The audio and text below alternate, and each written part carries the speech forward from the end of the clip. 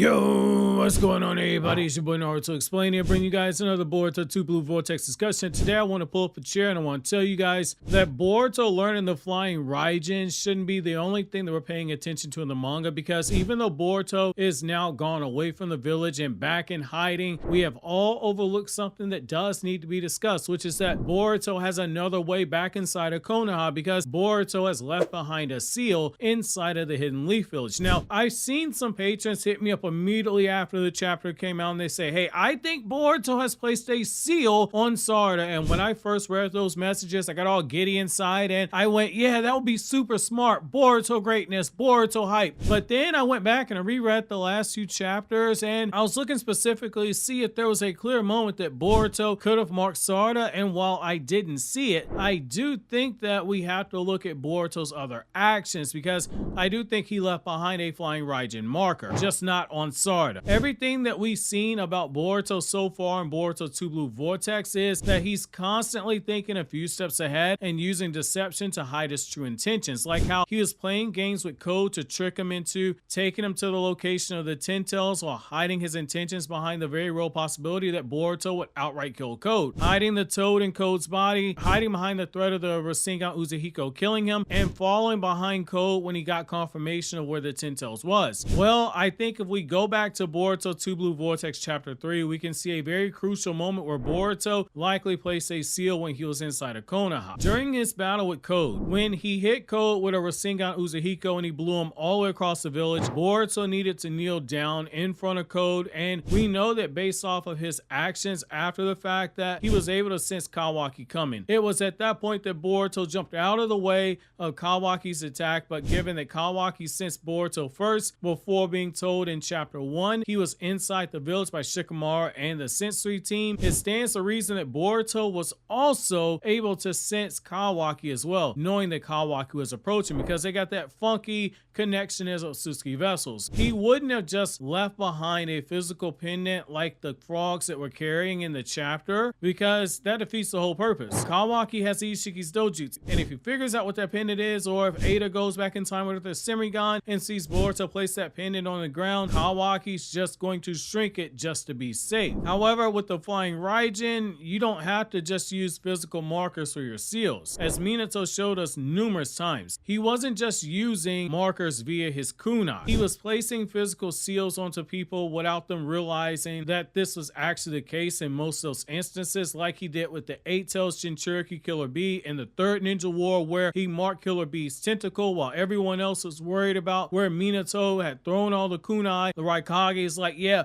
I'm gonna track all these kunai, because if I can memorize where they are, I'll know where he teleports to. Well, Minato was already thinking a few steps ahead, and he had placed the seal onto Killer Bee's tentacle. It was the classic move hidden behind the move. Boruto, when he's actually shown confronting Code before Kawaki approached him, Boruto's arm was obscured by his cloak and he was kneeling down, and he could have placed the seal there, or when he landed on the ground after dodging Kawaki's attack. It's the same method that Minato employed. Nobody would be paying attention to his hands during that moment, because they're too busy looking at him to identify whether he was a threat or not. And unlike with Minato, where Killer Bee knew about the flying Raijin, none of these people knew that Boruto mastered that jutsu. The seal, after you place it, it isn't just a tattoo that stays visible forever. The seal itself never goes away. However, as we've seen before, when Minato placed the seal on Killer Bee and when he placed it on the people like Obito, it goes away to the naked eye, but the seal itself is still intact. Boruto is smart enough to have known that he would eventually have come back to Konoha, and he can't exactly come through the front gates when he comes back a second time, but teleporting to where he's already marked something, it makes a lot of sense, especially given he's able to suppress his chakra because he is a natural Otsutsuki, and given the teleportation method, he's able to leave the village before Kawaki is even able to get up and fly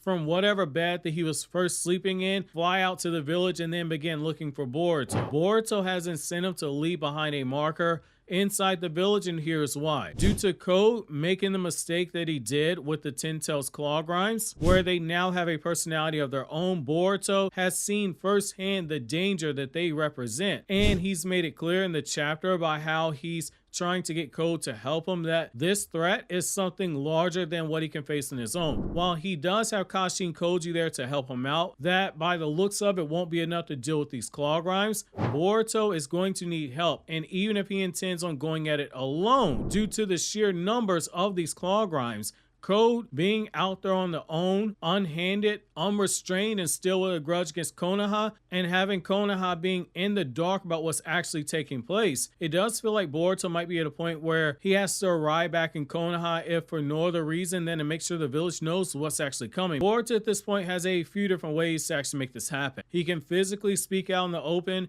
and be very plain about everything to make sure Ada knows what's going on, likely because she's going to be using her Sharingan to track his location at some point, and he's going to make it clear to her that it isn't just Boruto who's in danger, it's also Kawaki, because those claw grinds are going to be coming back to the village when this is all said and done and more powered up than before. Even with Kawaki having gotten rid of the claw markers around him being in the vicinity of the village means they know exactly where to look for him, and they will begin to target him. It's actually quite fascinating when you look at it, because Kawaki is in the opposite stance of what Naruto's in when Naruto's being hunted by the Akatsuki. When the Akatsuki finally made their move and began hunting down Naruto and the other Jinchurikis, Tsunade made it a point to keep Naruto constantly on the move. That's a big part of the reason she let Jiraiya take Naruto out the village, so it'd be harder to track him down at any given time. She did the exact opposite of what a past Hokage would have done, as we saw with Kushina Uzumaki. Hiruzen kept the Jinchuriki locked away and confined in the Minato one-shot manga,